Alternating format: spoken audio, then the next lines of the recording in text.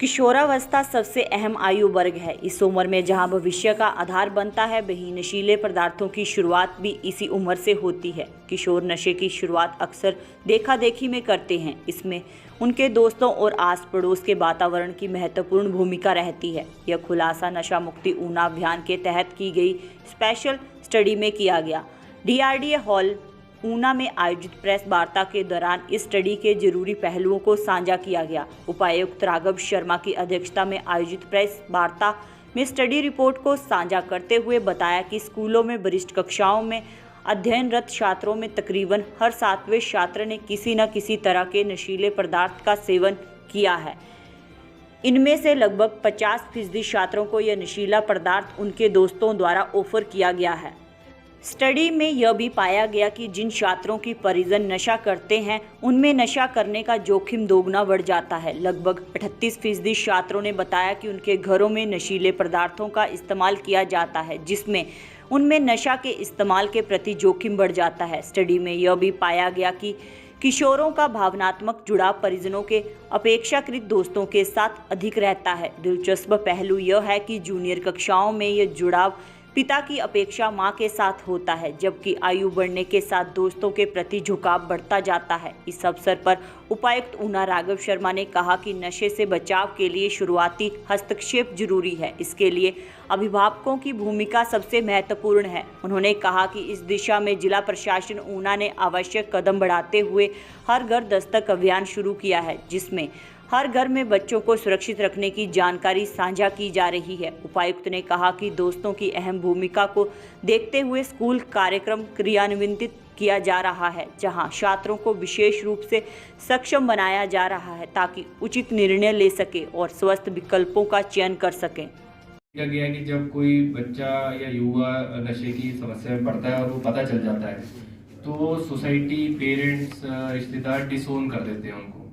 और ये पहले ही ऐसा व्यक्ति होता है जो इमोशनल हेल्थ, मेंटल हेल्थ के इशू से गुजर रहा होता है, वल्नरेबल होता है।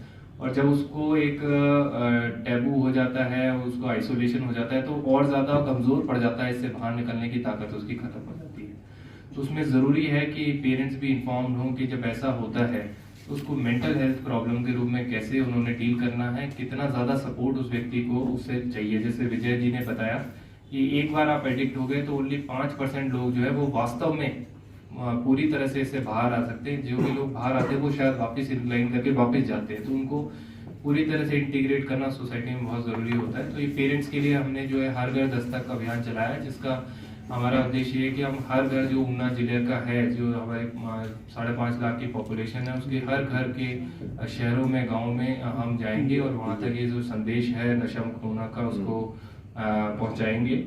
और आज की जो स्टडी है उससे जैसे सोशल मीडिया का इम्पैक्ट बहुत ज़्यादा है हमारे समाज में, हम सभी जानते हैं, वहाँ से बहुत इन्फॉर्मेशन लेते हैं।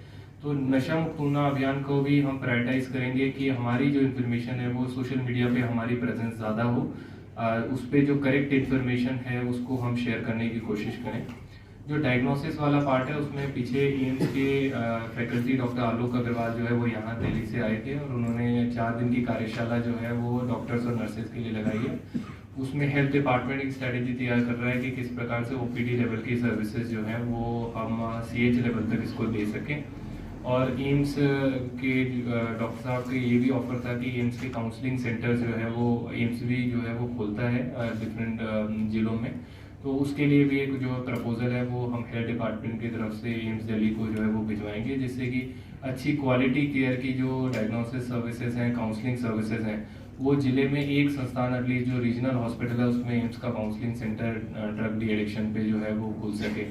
तो ये पूरा जो प्रारूप है ये पिछले 4-5 महीने में जो काम हुआ है नशा मुक्त ऊना में, उसके ये प्रोग्रेस रिपोर्ट भी आप लोगों के सामने रखी है। साथ में जो एटीट्यूड्स हैं लोगों के, क्योंकि हम जिन लोगों को बचाने की बात कर रहे हैं, अगर उनके एटीट्यूड्स, उनकी जो सोच है उसको नहीं समझेंगे तो कहीं ना कहीं कमी जो है उसमें हमारी अप्रोच में रह जाएगी। ये वन साइडेड जो है अभियान हो जाएगा कि हम ये सोचते हैं कि शायद वो इस चीज़ से प्रभावित होते हैं इसलिए हम वह चीज़ करे जा रहे हैं, पर उनके एटीट्यूड्स को समझने से थोड़ी सी हमारी जो अप्रोच है वो ज़्यादा परिष्कृत हो जाती है, ज़्यादा जो है वो साइंटिफिक हो जाती है। इसलिए ये स्टडी जो है वो की गई है।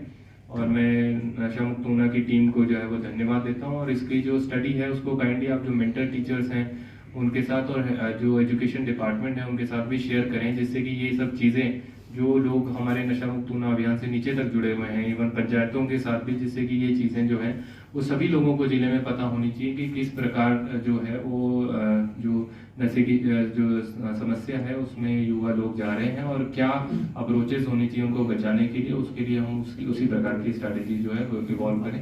मैं एक बार पुनः जो है वो सभी का